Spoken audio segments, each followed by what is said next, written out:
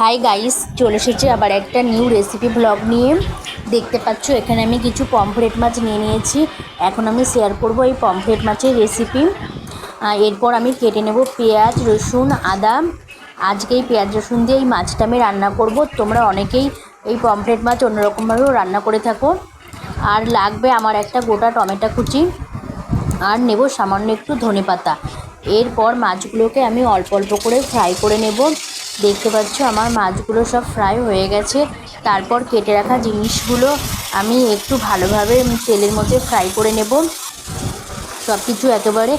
আর এর মধ্যে মশলা হিসেবে অ্যাড করব জিরের গুঁড়ো, ধনের গুঁড়ো, লঙ্কার গুঁড়ো, হলুদ আর পরিমাণ মতো নুন। এরপর মশলাটা কষিয়ে নিয়ে মাছগুলো আমি এর মধ্যে দিয়ে দেব।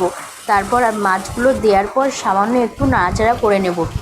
যেহেতু এই রান্নাটা বেশি ঝোল হবে না, একটু মাখা মাখা হবে, তাই আমি জলটা একদম সামান্য পরিমাণ মতো দিয়ে দেব।